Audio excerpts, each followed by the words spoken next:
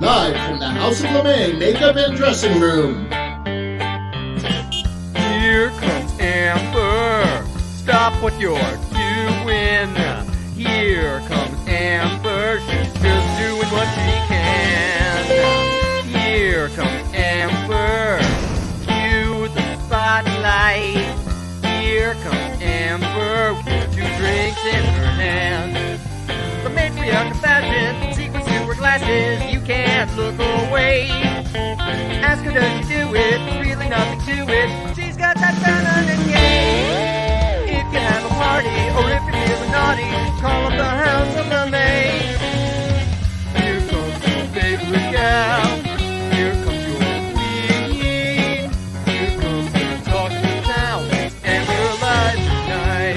The music starts playing. It's time for cabareting. And we're live tonight.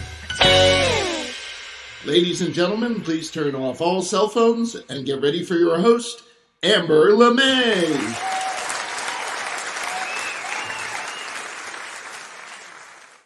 Last month in Modesto, California, Michael Sasser, leader of the Student Ministries, was charged with forcible sexual penetration, continual sexual abuse of a child, and lewd and lascivious acts with a child. This week, Nevada pastor Bobby Smith of the New Beginnings Church in Las Vegas and his wife were indicted for sexual assault and child abuse. So, what are state legislators doing to protect our children? Hey, Florida has proposed a bill titled Protection of Children. It would authorize state government officials to suspend or revoke the liquor license of any hotel, motel, restaurant, bar, or similar establishment that knowingly admits minors to live adult performances. In other words, drag shows. The emphasis of these and other states to take these actions against drag performers and ignore what's going on in their houses of worship? It's mind-boggling. Is it happening there as well? We don't have the legalized bans here, but we are getting a lot of protests, and there's a lot of social discrimination about it. So there's a lot of, especially on social media, there's a lot of horrible things being said about drag queens and drag story times. There was an anti-transgender protest happening in the city in Melbourne, and Nazis turned up to that to show their support for anti-trans, and there were some politicians there, and it was a mess, and a lot of events are being threatened and being called off because of that. Hello there, Amber LeMay here, welcoming you to another edition of Amber Live. What I want you to do now is like, share, subscribe. Oh yeah, subscribe, please. All right, let's get on with the show. Now, what do hot dogs, 12-year-old brides, and travel warnings have in common? They're all a part of this week's news briefs.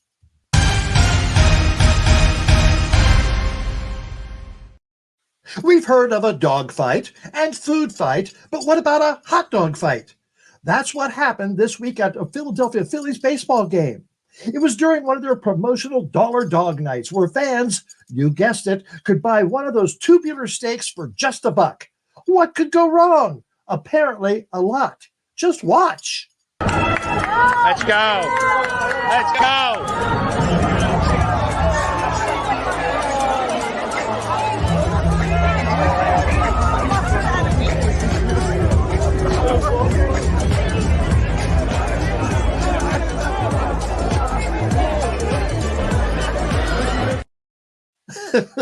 And several people were thrown out of the game. Now, our local team, the Vermont Lake Monsters, have 3 of their hot dog hysteria nights scheduled for this summer. On those nights, the dogs go for just $0.25. But trust me, no one is going to be throwing away a Mackenzie Country Classic. They're good. Remember when Paul Lynde asked, "What's the matter with kids today?" in the musical Bye Bye Birdie? Well, if you ask Arkansas's new governor, Sarah, call me Aunt Lydia, Huckleberry Hound Sanders, lots. Sanders has signed a sweeping bill imposing a minimum age limit for social media usage. The bill requires social media platforms to confirm the ages of all users and to refuse accounts to those under 18 unless they have parental permission. Good luck with that. But kids, if you want to have fun, scoot on over to Missouri, where during debate Tuesday on a bill banning gender-affirming care for transgender minors, Missouri State Senator Fly Me to the Moon suggested children as young as 12 should have the right to marry with parental permission. Do you know any kids who have been married at age 12? I do, and guess what? They're still married, Moon said. But can a 12-year-old go to a drag show with parental permission? Probably not in Arkansas or Missouri. Another state to put on your places to avoid? Equality Florida took the extraordinary step of issuing a travel advisory warning of the risk posed to the health, safety, and freedom of those considering short or long-term travel or relocation to their state. The move comes in response to a wave of laws that are hostile to the LGBTQ community, restrict access to reproductive health care, repeal gun safety laws, foment racial prejudice, and attack public education by banning books and censoring curriculum. And just weeks ago, Florida chapters of the NAACP voted unanimously to request similar warnings to the Black community about the risk of traveling or relocating to the state. You have no idea how thankful I am to be living in Vermont, where freedom and unity reign. And that's this week's news briefs. Come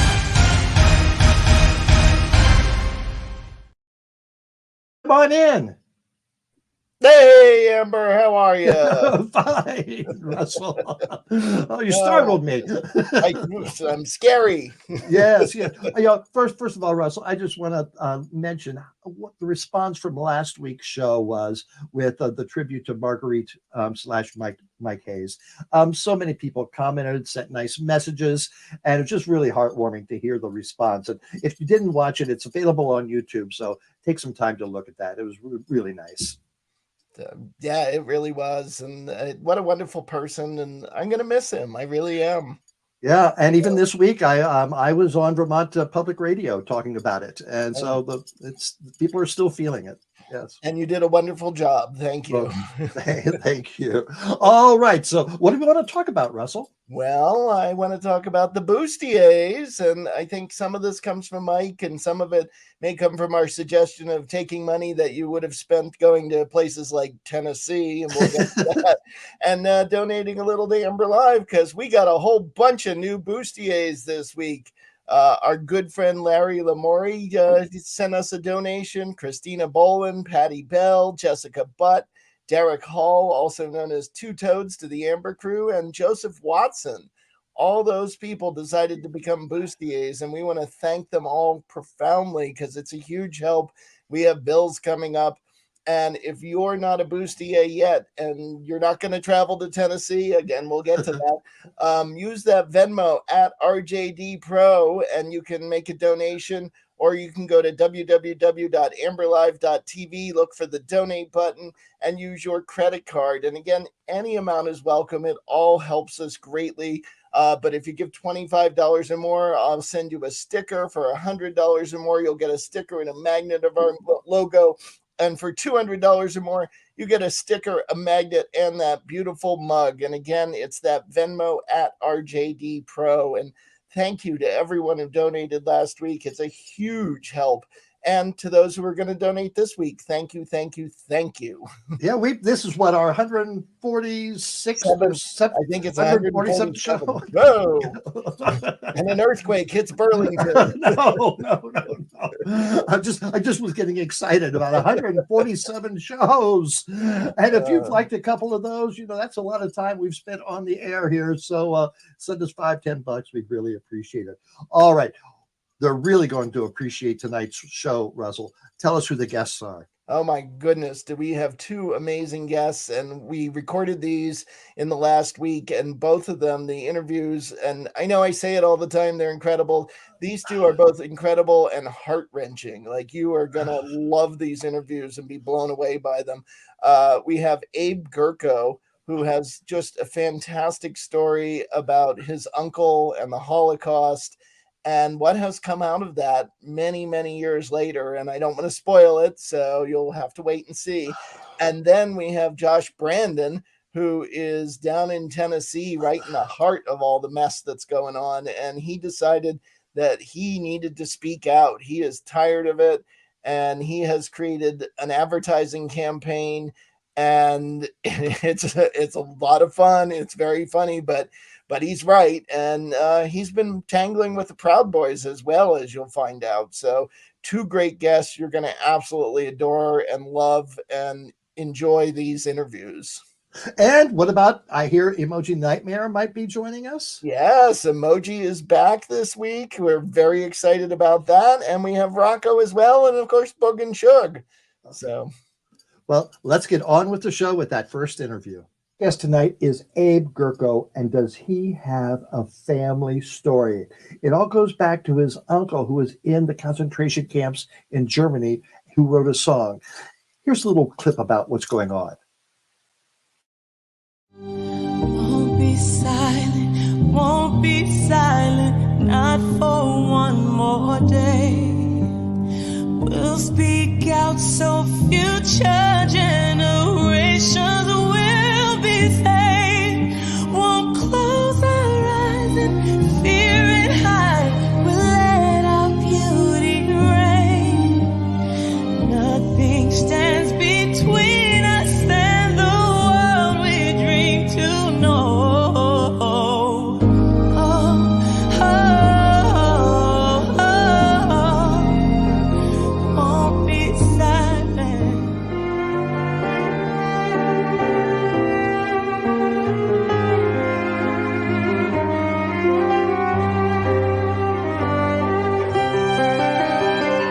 When I first heard the song, it was the harrowing quality of the melody. It was just, emotionally, it hit me as this bittersweet moment.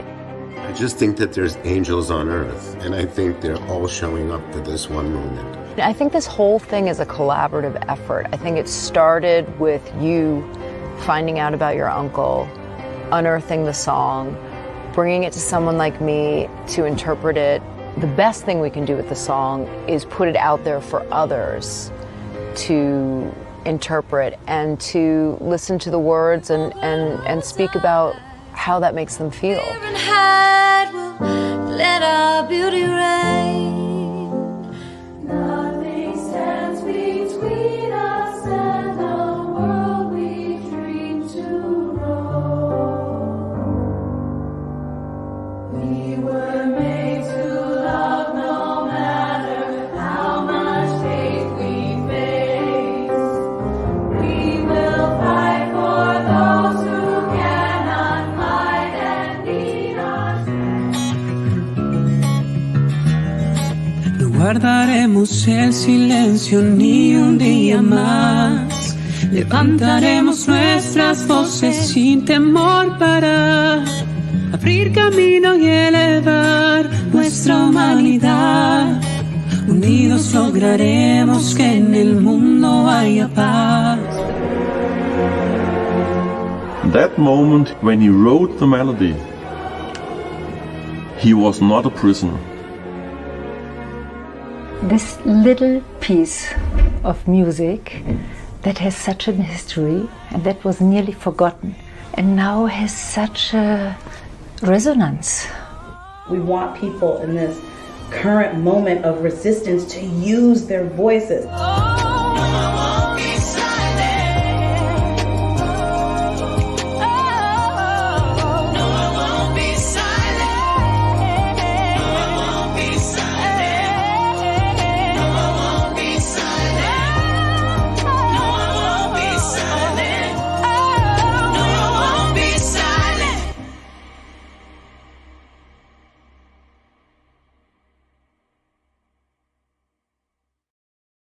Wow.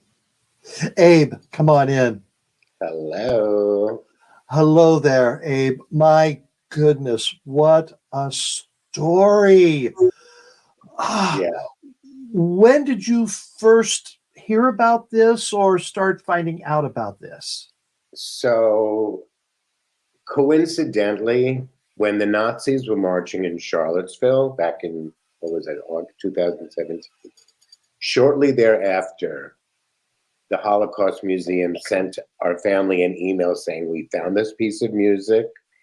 it was in some book that a survivor of the same camp that my uncle was killed in had just kind of remembered it and was like noticed it, and so they attributed it to him, and it was this kind of, you know, a wake-up moment for me to want to give. Just until then, my uncle was just one of the 6 million anonymous Jews. I mean, and it was an opportunity to give him a name and a face, and even somehow, if I could take this little piece of music, it was just a fragment that was remembered, and to kind of give it life and give it wings. And so from the ashes of the Holocaust comes this message of hope, pretty much. And I wanted, as an activist, I felt, so the song was originally written in the camp as, it was kind of like a hymn that, you know, stay silent, don't let them take your tears, keep your what's the philosophy of that?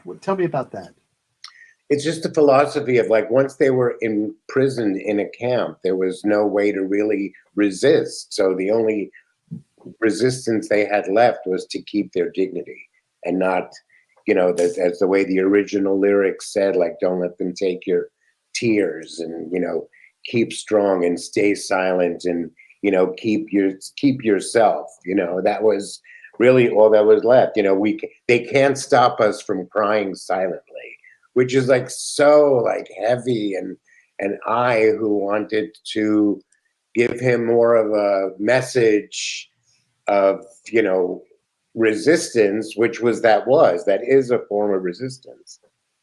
And I contacted this woman, Carrie Fisher, who I had known and I'd worked on a project with, and I just sent her like just a few chords, and we turned it into this message of won't be silent. So it's been very empowering. It was, you know, up until COVID, I would film all those different segments you see were, you know, recording sessions and moments and videos and meeting people on this journey. I mean, the real lead in this whole story is the piece of music. I'm just kind of like journeying with it and trying to bring it along so that we can leave it behind in the best possible form it needs to be left behind.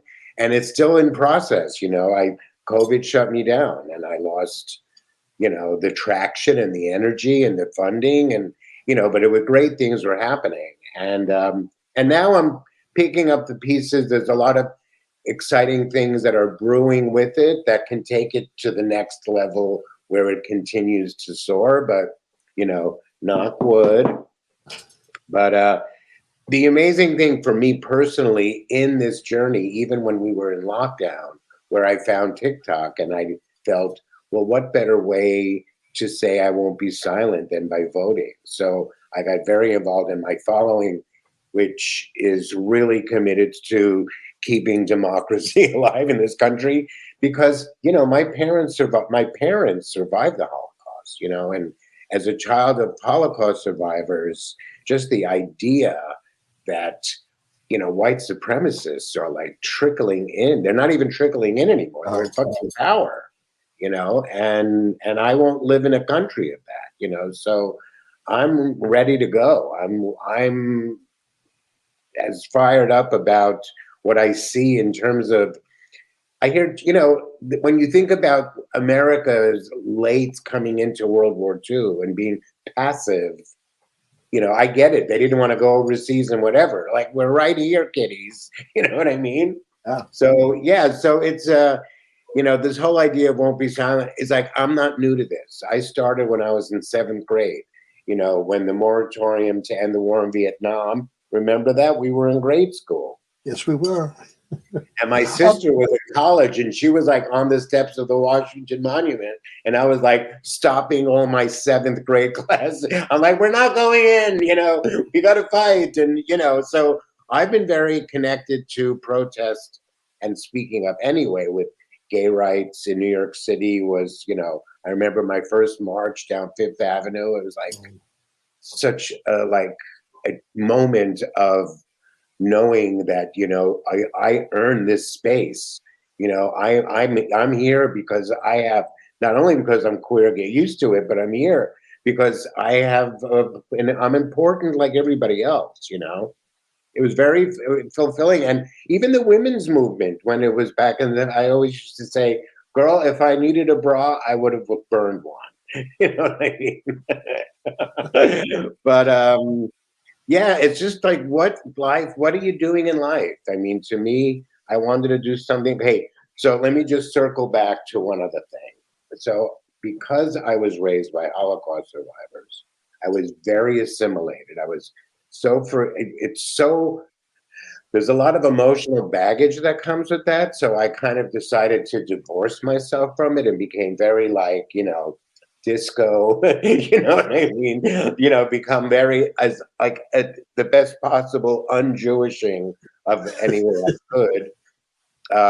So that when this whole thing happened, I was like, and what was my life really? I mean, I was just an ex-drug addict, producing Maybelline commercials. I mean, where was the value in life, Like, what shade of lipstick are we doing now for this setup, So, not that applying lipstick doesn't feel fabulous, don't get me wrong. So, Abe, how much did you know about your uncle before you were sent that book? So, the thing is very little, the very few things, and I've been on a journey to find out more about him, but what we knew, my mother always would start crying if she even thought about him. So we just know not to bring it up. But we had the picture that there's that picture of him in the video that was hanging in the dining room. And it was always like an honoring him and all day long. But we just knew that he had been the youngest conductor of the symphony orchestra at age 27. And that the thing that was so intense is that when they were sent to the ghettos to smuggle in all the parts of the instruments, including a piano, and having like an orchestra, and then I've come to find out that, they created a very full cultural life in the ghetto. He started a children's music school and a 100-voice choir, and there was theater, and I've seen images of theater productions that, like, you can't even believe that they were being under the threat of guards all day and, scrounging for whatever bits of food. I mean, the conditions in the ghettos were horrible. It was like 30 people to one bedroom apartment, And yeah, so, just to find out. And then I found this book, coincidentally have it here, by the way, and it's called The Last Days of Jerusalem, the last days of the Jerusalem in Lithuania. In Vilna, where he was from, was like the cultural mecca for Eastern Europe. And that book, this thick book, is a diary of someone that was friends with my uncle, who kept a daily diary of the war from 1939 till the day he was killed with my uncle. And he would bury the pages all the time. And he would tell one person, if you live, this is where the pages are. And years later, all the pages came together. And it's just like, there's just so many amazing stories of like writing music till your last days. I mean, just in the most dark places on earth, to find music as your way of kind of living life. I always say it's like living life a day at a time on life's terms, And it's not only in the Jewish community. I mean, if you look at slavery and you think that, all the spirituals, that was like their way of being able to connect to a higher power through music in spite of the horrible conditions of slavery. And then you also can look at, inner city poverty, where you have, in Compton, California, where, rap came out of these poor slums of California, and also in Atlanta, and even, look, Detroit before Motown was like slums and poor poverty. And it's like taking yourself up like spiritually. So, the whole idea of staying silent is a spiritual strength that you find to resist whatever is around you. And I just find that so encouraging, and so like, thank God it's in my DNA, because How did the song spread like it did? You know, you had the Spanish version, you had the choral piece over in Europe. How did that come about? I'm telling you, this whole thing has been one of these gifts of the miracle of where this thing came from. And so the first thing was when I first found the music, I was like, what do I do? What do I do? And I go, let me call Kara. I hadn't spoken to her in years. Now, And how did you meet Kara? Tell us the backstory on Kara. Kara, when I used to book front row at New York City Fashion Week, she was on American Idol. She was one of the judges at the time. Oh. And I was in LA on a business trip, and we were all at the Beverly Hills Hotel, and we started drinking and talking, whatever. And I said, hey, you should come to New York for the whatever. So, you know, she came, we flew her in, we put her front row, dressed her, whatever. It was fun. But we always stayed in touch. And then she was in New York doing Chicago, and we reconnected because she lives in Maine. And so we just kind of stayed in touch casually, you know. And then just, hello, you want to like look at this? And she rewrote the lyrics to Won't Be Silent, which lyrics are amazing. So it's like, we won't be silent, not for one more day. We'll speak out so future generations will be saved. Won't close our eyes in fear and hide. We'll let our beauty reign. Nothing stands between us in a world we dream to know.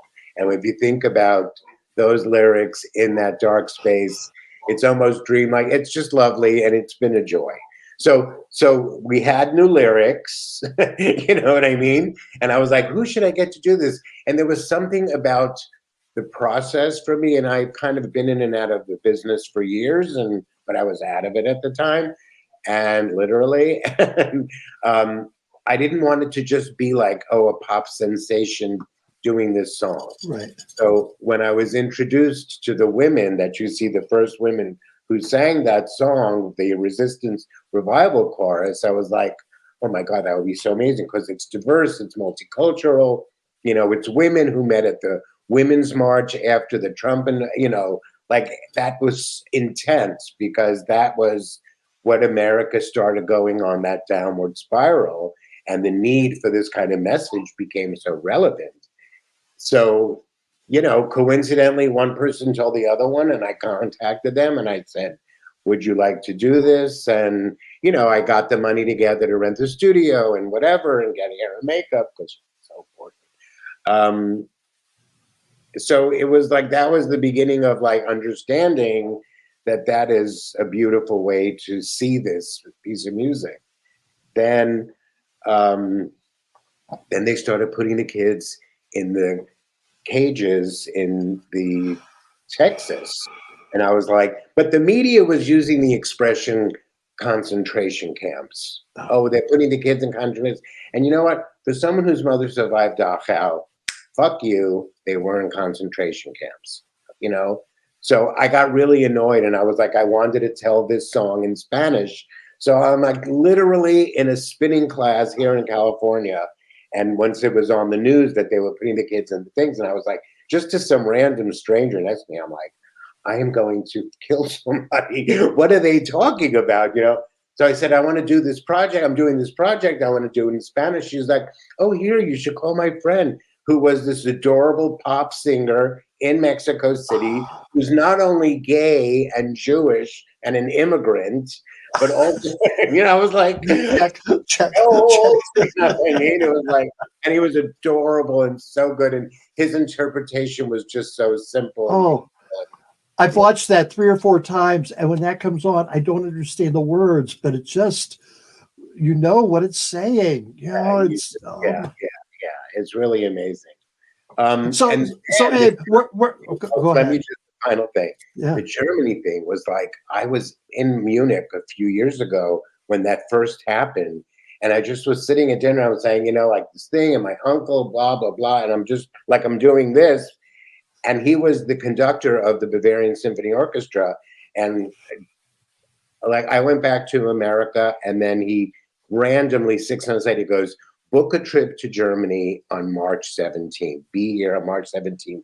And he did that whole thing where he extended the music. He hired a young conductor to make it into a whole interlude. And it was like at this most amazing theater, and like hundreds of like first and second generation of Nazi survivors, were like coming up to me apologizing. It was really incredible. So I'm just into having as many different people interpret it, all genres, all languages, and that's the journey that'll take me out. You know what I mean? And that's where I'm on earth, to just kind of see this as far as it can go, and ultimately create like an annual event where young people come together, and not only my uncle's song, but songs of protest and whatever. I mean, just, the music industry is kind of shies away from protest music because they don't want to alienate, chapters of, groups of people to buy it. But like, I'm not, you know what I mean? It's like, I'm an event producer, so I could see doing this down the road. So. Your uncle has a fascinating story. Is there a movie there? There's gonna be, but it's still, we're filming. We still need, I feel like since post-COVID and the way the evolution of our culture is going, with the whole thing about white supremacy being just so in your face, I feel like my goal is to bring people of color and Jewish people together to fight the inevitable fight that's on our horizon. So I want to add a layer of really speaking to the different cultures of music. So it's not going to only be about my uncle's song, and maybe that's going to be the miracle of this project. This thing spins as it goes, and I'm just kind of, I'm ushering this piece of music along the planet. So that's where I'm at with that. Well, Abe, thank you so much for talking with us tonight. Fascinating story, and we'll be following it. And I know people are going to be downloading that song as well. So thank you very much. Take care. Bye. Thanks for having me. Fascinating. Just utterly fascinating. Russell, come on in. Hey, that was, oh my God, just watching it again is incredible, let alone like the first time. I had chills while we were recording it. It's such a story. So what's coming up next? Well, after this, we've got a little bit of Emoji. We all love Emoji, and she's been absent for a while, but she's back tonight, so we're excited about that. And then we have Josh Brandon's tale from inside of Tennessee, deep in the heart of the South. And then, of course, Rocco and Bogan Sugar still to come. But before we get there, I want to remind everyone we need your help. The Bustiers, we got such a boost last week, and we would love to see that happen again. And use that Venmo at RJD Pro to support the Bustiers. Thank you so much. Thank you. All right, let's go on with the show.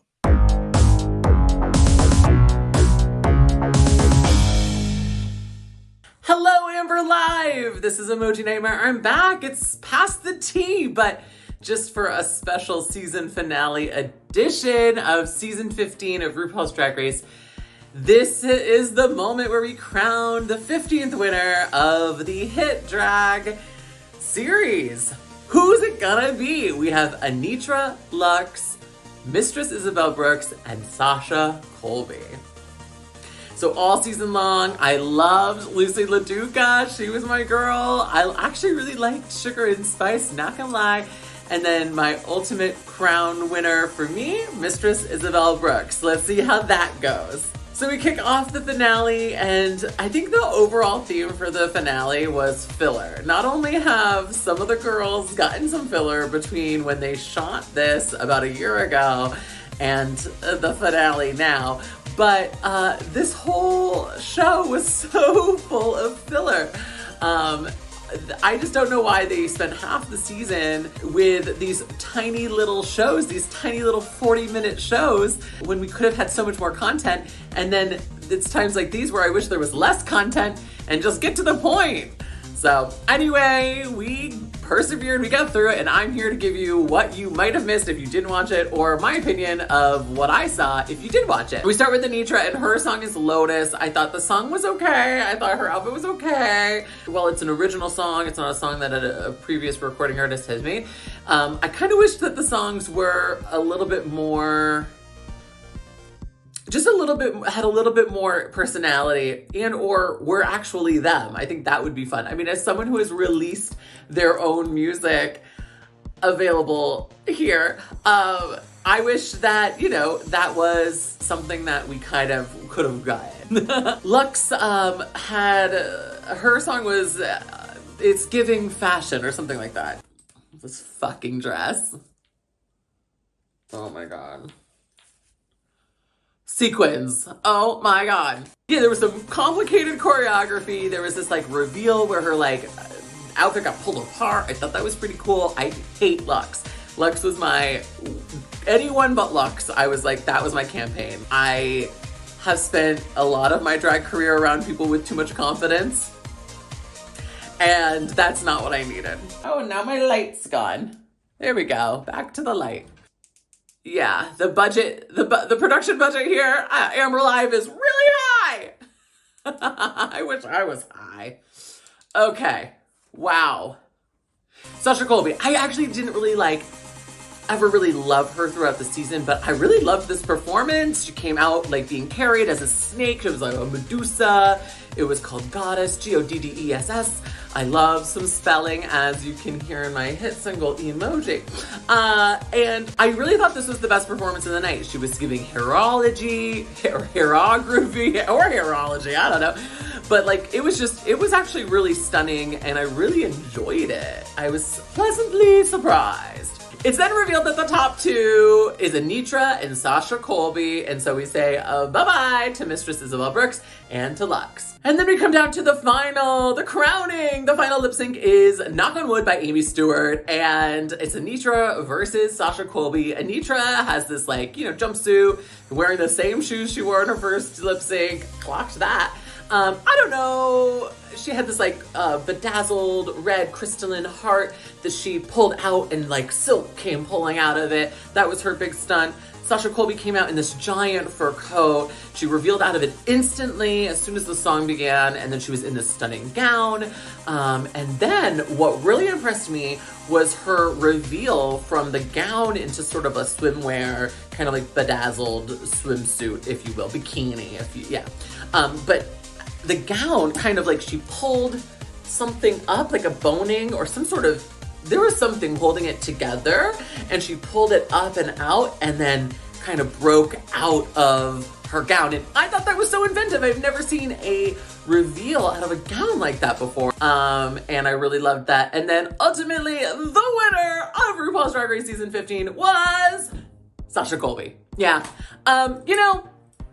Like I said at the beginning, Sasha Colby was never my number one. I knew she was everyone else's number one. It seemed obvious from the start, especially with the editing, that everyone was just head over heels with her. I thought that she actually was, as talented as she was, I don't think there were just moments where I was like, really? Is that winner quality? There were a couple wig moments where you could see her natural hair, or the lace was really terrible. And don't come for my wig. This wig has been to Texas and back in a suitcase, and it needs some TLC, believe me. But I just, I don't know. I just felt there was a few things that I could have loved a little bit more. Anyway, thank you so much for having me. It's been a pleasure, as always, to be on. I hope we can do this a little bit more often, Amber. In the meantime, y'all, you can see me anywhere across this great state. I will be at Waking Windows on May 6th, and I don't know, Higher Ground July 7th. And you just follow me, emojinightmare.com, and my socials are pretty much always Emoji Nightmare, wherever you get your socials. Mwah! Well, we're recording this on Thursday, so I don't know who won RuPaul's Drag Race, but I'm sure they deserved it. All right, now for that fascinating interview with Josh Brandon. This is what we don't ever speak. First they came for the Africans, and we did not speak out, because we did not want to work. Then they came for the indigenous. We did not speak out, because we needed land for those Africans to work. Then they came for the Asians, and we did not speak out, because we needed to transport our things across that land. Then they came for the women, and children, then immigrants. And we did not speak out because, again, we did not want to work. And when they came for the Jews, we did not speak out because the Nazis weren't in America, and it wasn't our war to fight until we were attacked. Then they came for our history, and we did not speak out because we were more comfortable with the version our father told us. Then they came for the Latin community, and we did not speak out because pressing one was just too hard. Then they came for the black community, again and again and again, and we did not speak out because the police were just doing their job. Then they came for the Muslims, and we did not speak out because we were told to be afraid. Then they came for the women again, and we did not speak out because we did not see them as equal. Then they came for the LGBTQ plus community again, and we did not speak out because that's just not something we talk about. Now they come for the anti-fascists, and not enough are speaking out because fascism isn't in America, and we can just agree to disagree. Next, they will come for you, and who will be left to speak out for you? I'm Josh Brandon. I'm from Tennessee, and I've got a message about Tennessee tourism. Don't fucking come here. Stay away. Seriously, stay away from Tennessee. You don't come here for Dollywood. You don't come here for Sevierville. Don't come here for the Great Smoky Mountains. Don't you dare come here for Memphis, Beale Street, anything. Don't you come here for the University of Tennessee football games. Don't you come here for anything. Don't go to Bristol Motor Speedway to a NASCAR race, though I'm pretty sure they're not going to listen. Don't come to Tennessee. Don't go to the Chattanooga Aquarium. Don't go to Sevierville. Don't go to Gatlinburg. Stay the fuck away from Dollywood. Dolly Parton doesn't need your money. Stay away from Tennessee. Tennessee doesn't need you. Tennessee doesn't want you in all likelihood. Tennessee's the state that wants to pick and choose its tourism, and they likely don't want us. So don't spend your money in the state of Tennessee this year. Tennessee is not a welcome, open, and affirming place. Not for marginalized communities, barely for someone who looks like me. Tennessee's not a good place for people to come. It's just not. And Bill Lee doesn't want people like us here. In the South, it's really hard. In Tennessee, it's really hard. But we do not need vacation money. It's not an open and affirming place. Why would somebody want to come and bring their family here for vacation? You can go spend your money elsewhere. You really can. And the people that are here need to spend our money more responsibly. That's what you need. That's what you mean. People that are here need to spend their money responsibly. The people that aren't here need to stay the hell away and spend their money anywhere else but Tennessee. And the people that want to come here need to understand up front, it's a battle. And it's going to be a battle for 10 to 15 years. This ain't going to be an easy fight, and this ain't going to be an easy place to live for a long time. Yeah, come to Tennessee. We're singing your song, but it's whistling Dixie. Wow. Josh Brandon, I want you to come in to Amber Live. Come on in. Well, thank you for having me. I appreciate it. It's an honor. Oh my gosh, Josh, that was so powerful. Now, you started off with a podcast called Overthinking Everything. Why did you start that, and where has it taken you? I started that out of frustration in the 2015-2016 election cycle. I spent a lot of time studying and learning words and what terms mean, and then I hear a lot of people throwing around terms that wrong. So I wanted to clear out some of the clutter in my mind, some of the political, socio-political stuff in my head, so I could get to the fun stuff. And I still don't know what that fun stuff was, but a few years later, here I am still working on Overthinking Everything. I took it down as an audio series when I first started. I just wasn't happy with it, because I was starting out. I'm sure you understand that. So I wanted to relaunch it. Once I put out enough episodes, I started to see that there was an overarching theme, deconstructing a culture of cultism. And so I started exploring the cultisms that we all fall prey to, whether it's shoe brands or sports teams or musicians, whatever it is. It's those things where we take things a little too far and place things that shouldn't be so high on our priority hierarchy. And it sort of becomes our entire personality. And what I've realized is that a lot of my life has been infected with that. My journey through what I call toxic white Southern culture, which is more referencing the migration of Northern Caucasian Europe into Southern Appalachia. But it's a little heady and cerebral. But I wanted to explore this question. I'm sorry. I just wanted to explore the question, how could I go through so much of my life being convinced that other people were less than me or other people didn't matter as much as me? And these are the ideas that I grew up with about any group. And even as I started to evolve emotional maturity wise and kind of get out of that mindset, that culture still was steeped in the normalization of a lot of these toxic ideas, enough that when you're in closed circles, you can say it because you don't mean it. So I wanted to really try to explore that and find out where a lot of that toxicity came from and how we became this way. Educational or historical background brought you to this action? Yeah, I studied sociology in my undergrad. And honestly, it was just a path of least resistance for graduation. I had a lot of psychology and philosophy classes, but sociology, that's just where I had a lot of my credits. So once I realized that, I just took the rest of those classes, but I was drawn to it. Mostly in the way that we're all so similar. I didn't go in looking for differences. I wanted to try to figure out how we're the same, be it religion or geography or whatever. And then I spent 20 years in country radio. I kept being pulled into this culture that I was desperate to escape.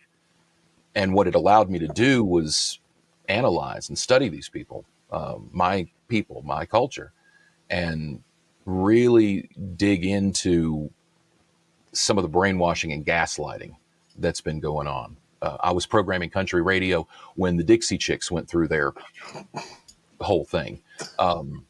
And some of the responses that I heard, I talk about it in Overthinking Everything, the responses that I heard from my listeners who would come up to me on the street and hey, can I have a t-shirt? And I love listening to you. Hey, it's great, man. And then I hear them calling into my request line saying the god awfulest, most horrible things. And it started to change how I felt. I used to be a Republican. So for me, it was this sort of coming out in almost every way of that culture. Where did you grow up and what school did you go to? I went to East Tennessee State University for college. Years later, I got my master's in teaching from Carson Newman University. But, and where's that? It's right outside of Knoxville in Jefferson City, Tennessee. And I grew up in small rural America. I live in Knoxville, Tennessee now, which is a beautiful hybrid, as most southern cities are, a nice urban epicenter, and then 5 seconds out of that rural country. And that's what draws people here. But I grew up 45 minutes west of Knoxville in a town called Crossville, which was a sundown town, which is the town that our state Speaker of the House, Cameron Sexton, is from. I know Cameron for years. I was on the radio in that town. I moved away as a kid, and then I had an opportunity to go back and do radio there. So whether I like it or not, I'm sort of just interwoven in a lot of the storylines that are going on in Tennessee right now. Maybe a non-playable character, but I'm still sort of back in there. So, and then I left there and went to another rural town that was not much more diverse, but not officially a sundown town. What do you mean by sundown town? A sundown town, just simply put, is if you're darker than me, don't be caught after dark. And they still exist. Those towns are still around. They're all over the South. They're all over the country. I posted something on TikTok about it. I think it's 45,000 views at this point, and people are commenting, thousands of people just commenting on this thing about, either not knowing where sundown towns are or outing sundown towns in their states. And those are things we need to start talking about. You know, that's where Yes. my anti-tourism campaign really stemmed from. We just go on vacation to these places, and they're charming for 3 or 4 days at an Airbnb, but we don't factor in what it's like to actually be there when we walk out the door and come back. So tell me more about this campaign that you started about not coming to Tennessee. How did you get that ball rolling, and where's it going? Well, it's just one of those things that came out of a frustrated inspiration. I do a lot of commercials, and some of them may or may not be tourism commercials. And I do love Tennessee. Tennessee's a beautiful state. It's a great place to come. It's the people that are the problem. And I hate to say that, but that's just always been the case. These mountains are not ugly. These rivers and lakes, they are not racist. They're not homophobic. It is the people that have these insidious ideas that have come from generations. And I guess I've just felt like this isn't a safe place for most of the people that I love. Whether you're a woman or whether you're a man that doesn't have a clear ethnicity. You know, I know a lot of people that could pass for multiple things, and I don't feel like they're safe in a lot of places. And I don't feel like I'm safe in a lot of places in Tennessee. So it really was just kind of a spur of the moment kind of thing that took off and went viral. And then I started doing T-shirts and stickers and said, all right, let's just do it. All right, fuck Tennessee, we're going to do it. And I feel like this, we only have a limited amount of power in our system. And we are not Democrats, we're not Republicans, liberals, progressives, conservatives, fascists, whatever. We are all, each and every one of us in this country, capitalists. We enjoy the spoils of a capitalist economy, and we participate in it to our detriment. I'm not an anti-capitalist. I'm a voice actor. I get paid a lot of money to yak and run my mouth. So I'm not dissing it. I just want to, we need to understand that most of the decisions that are made are based on money. And the only way we can affect change, besides voting, is by bankrupting them. That's right. If we cut their money off, if we stop buying, and it's not just stopping, not going to Chick-fil-A when you want those chicken nuggies or whatever they call them. It's not just not going to Hobby Lobby. Those are great. But we have to look in our communities. We have to look in our communities, our local communities, and find out who are the businesses that if you give them your pennies, they'll load them in their pew-pews. And who are those businesses that are giving our money to our enemies? More importantly, who are our friends? Who can we count on, and who can we support to ensure that those businesses grow and flourish? The very beginning of this whole thing with me and these white supremacist groups was because of a business like that. A friend of mine, it's an LGBTQ business. It's a hub for inclusion and a community that is growing in that openness and diversity. And it's called The Bird in the Book, Southland Books down in Maryville. And they've got this beautiful bookstore, and it's a cafe, and it's just all kinds of things in a venue where they do drag shows. They did a toy drive for the community, and that's right after Thanksgiving. And that's where some Nazis showed up, and it just kind of started, you know, for me, it started this whole thing. But I think the thing officially started at another action in Chattanooga a few weeks prior. But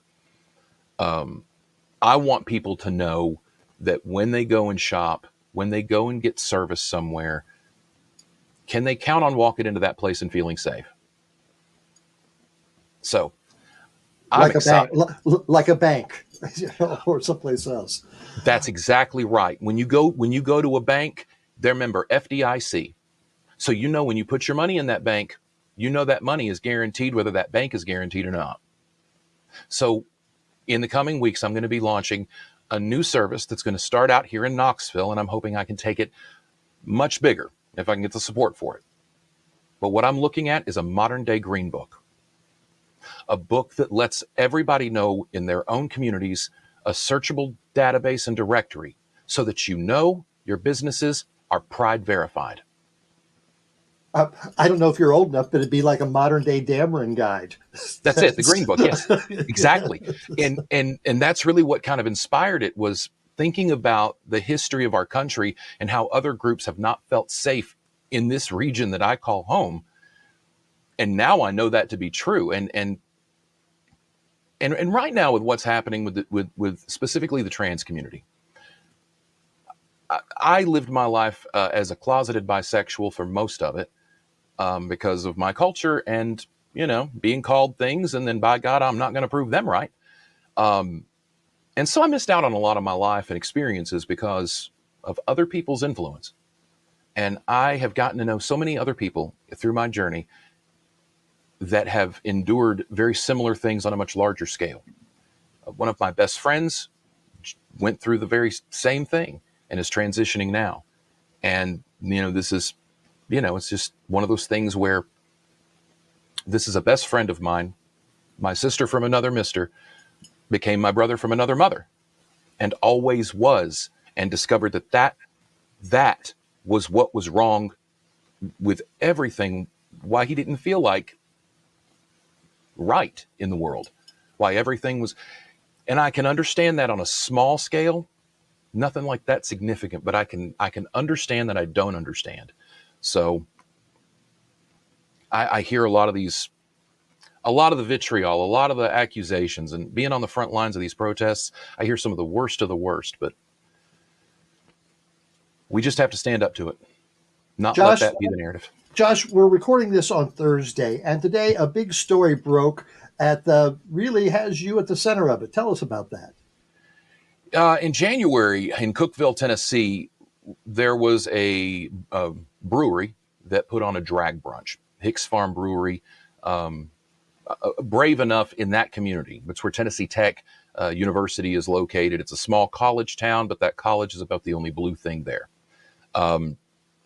Putnam County, Tennessee, known for corruption. It's right next to the sundown town that I grew up in Crossville. So a lot of shared ideas there. Cookeville probably still would be a sundown town if they didn't have the university and all the spoils that come from having that. So the local police wouldn't do anything. They wouldn't offer protection. They wouldn't offer security. As a matter of fact, the brewery was padlocked the night before.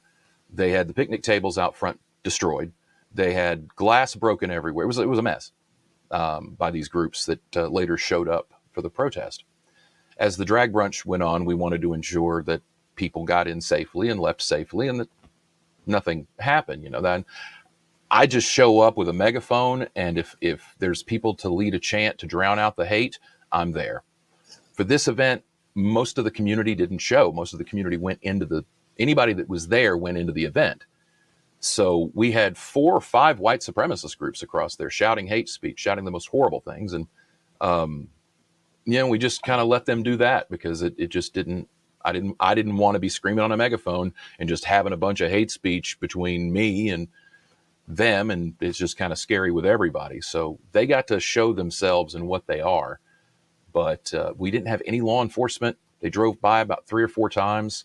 They sent somebody into the bar to get someone to buy alcohol, and that way they could push the narrative that a minor was sold alcohol at a drag show with no context that they're talking about an 18 to 21. A lot of corruption. And the article that came out in Raw Story is written by Jordan Green, and it talks about the police in Cookeville who pulled over these white supremacist terrorists who are known terrorists with rap sheets. They pulled them over. They had them.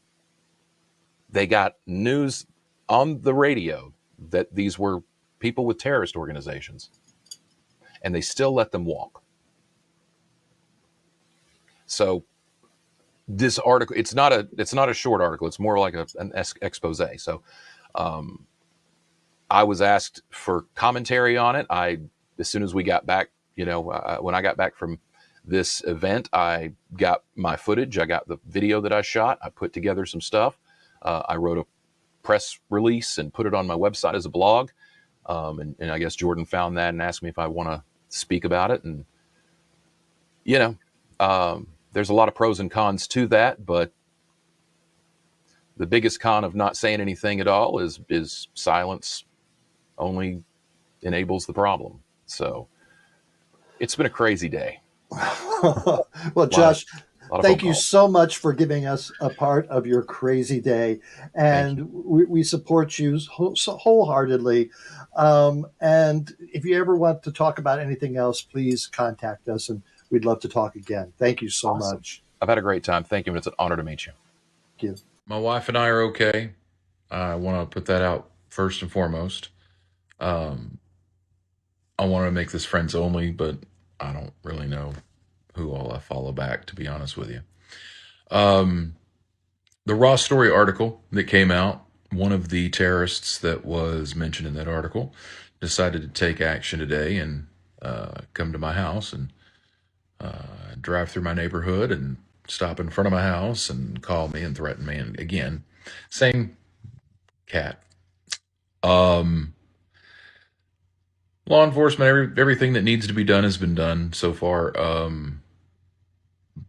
But I think, the thing that kind of comes away from this for me is that no action goes without consequence. So I want to encourage everybody to speak out, to stand up, and to get active in your community. It's important that we do that. However you do that, with whatever group aligns with you. If you're Democrat, whatever, but you got to get out. If you're progressive, if you're whatever. There's a bunch of groups out there. Doesn't have to be political, but you can always help and give back. But I want to make it clear that I don't live in fear. I don't scare easy.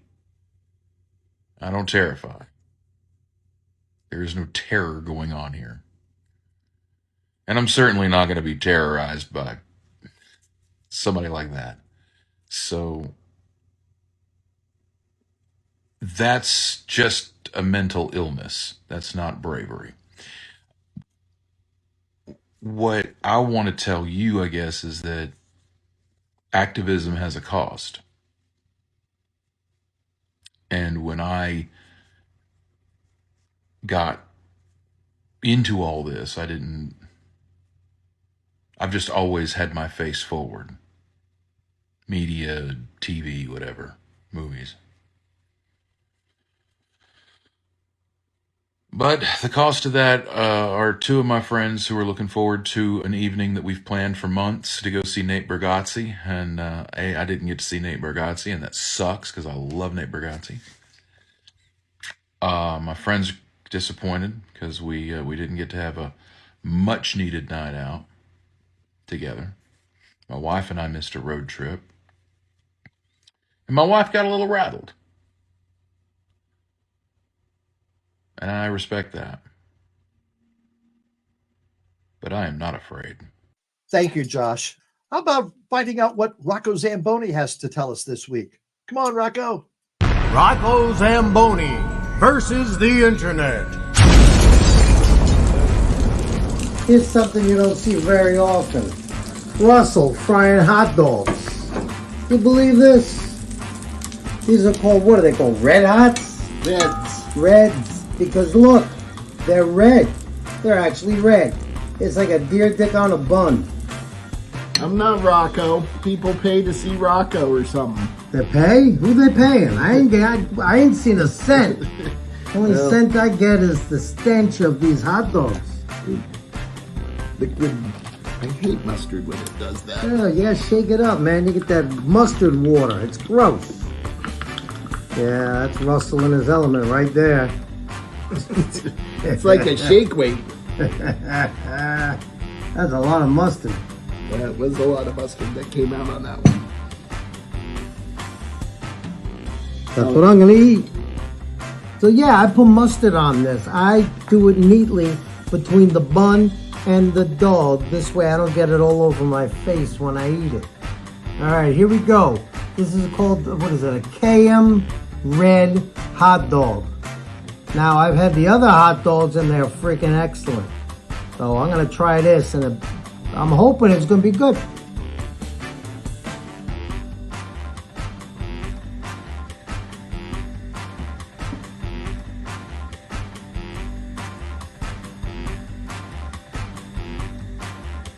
I gotta tell you, I don't taste red.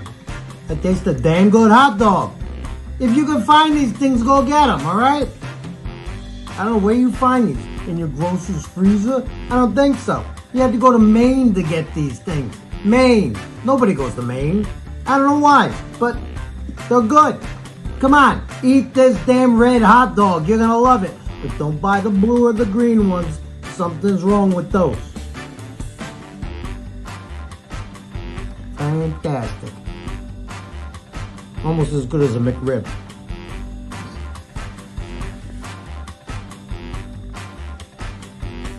You know you had a good dinner when you're gonna top it off with a rainbow cake. Look at that. Okay, right now it's an upside down rainbow, from what I gather. I don't know, I could be wrong. Anyway, this is perfect. Listen, maybe we'll post this video in June, okay? Or maybe I'll just get another piece of cake. I think that's the way to go. So Amber, Lucy Bell, especially Marguerite, this cake's for you. I'm gonna eat it though. Suckers.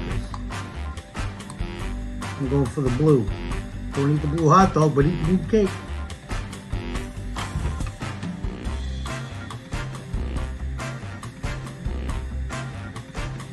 Just like Lucy Bell would make.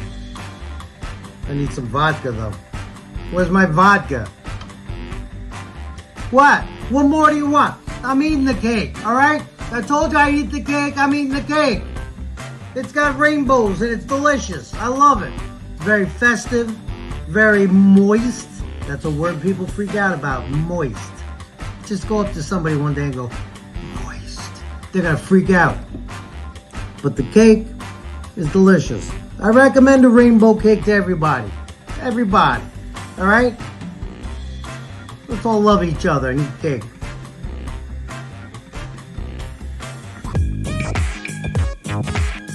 Love that Rocco. Well, episode 147 of Amber Live is in the books, and we've got another great one for you next week. See you then. Knock, knock. Who's there? What the? What the who? What the fuck did we just watch?